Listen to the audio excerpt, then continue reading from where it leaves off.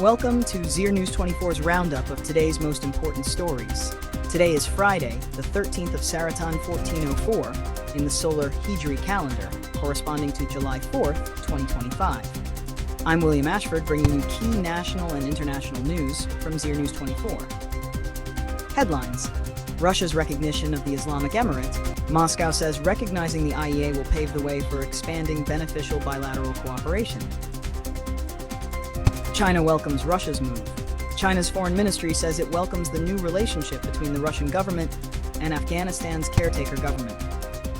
Israeli airstrike on Gaza school. More than 300 Palestinians have been killed in 2 days. Building collapse in Karachi, Pakistan. 7 people dead. Details. Russia calls recognition of IEA a step towards expanding bilateral ties. The Russian Foreign Ministry announced it has accepted the credentials of Afghanistan's new ambassador and believes official recognition of the Islamic Emirate will open doors for fruitful cooperation in various sectors. Afghanistan's Foreign Minister Amir Khan Muttaqi, during his meeting with Russian Ambassador Dmitry Zhernov, said, "This brave step will serve as an example for others. Russia is the first country to officially recognize our government." China welcomes Russia's move. Chinese Foreign Ministry spokesperson Mao Ning, responding to a journalist's question, welcomed the new relationship between the Russian government and Afghanistan's caretaker government. She said, "China has always believed Afghanistan should not be isolated from the international community and supports deeper engagement between the new Afghan government and the world." Deputy Prime Minister seeks Uzbekistan investment in railway project. Deputy Prime Minister for Economic Affairs Mullah Abdulghani Baradar met Uzbek President Shavkat Mirziyoyev to discuss investment in Afghanistan's railway construction. The project is expected to boost regional connectivity, trade, and link Afghanistan with networks to Russia, Central Asia, Europe, South Asia, and Iran's ports of Chabahar and Abbas. UNHCR: 1.4 million returnees need urgent help. UNHCR reports that over 1.4 million Afghans have returned this year, over 1 million from Iran and about 150,000 from Pakistan in April alone. The agency warns it has funding for only a few more weeks and urges international donors to act swiftly. Afghan Health Minister meets Turkish Ambassador.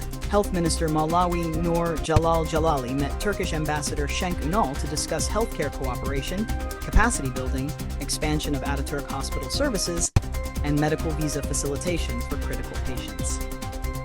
International headlines: Israeli airstrikes kill over 300 civilians in Gaza in 48 hours. An Israeli airstrike hit a school sheltering displaced families in Gaza. PM Netanyahu vowed to recover all hostages. Reports say a 60-day truce deal with Hamas is in discussion, with Netanyahu expected in Washington next week. Karachi building collapse kills 7. A 6-story building collapsed in Karachi's Baghdadi area, killing at least 7. Rescue teams continue operations, as several are still trapped. Former U.S. officials condemn State Department job cuts plan. More than 130 former diplomats opposed a plan under Trump to lay off thousands of State Department staff, calling it a threat to U.S. diplomacy. U.S. imposes new sanctions on Iran's oil exports. Washington targeted Iranian oil smuggling networks following Iran-Israel tensions, accusing Tehran of missing a peace opportunity. Trump calls Putin talks disappointing. Trump said Putin shows no intent to end the Ukraine war and plans to speak to Zelensky next. Sports: Pamir Legends beat Mahipur Stars by 26 runs in National T20. Pamir set a target of 155. Mahipur Stars were all out for 128. Bodybuilding contest held in Gore's Ferozko City. Around 20 athletes competed. Winners were declared across weight categories from 50 kilograms to 70 kilograms. Kabul Gulrang wins Central Zone Football Championship. They defeated Azadi Day Kundi 2-0 in the final match. Palestinian footballer Mohanad Al-Layli killed in Israeli strike. Al-Layli, aged 30, succumbed to injuries from an airstrike that hit his home last week. That concludes today's bulletin. Follow us on Facebook, Instagram, X, and YouTube at Zeer News 24.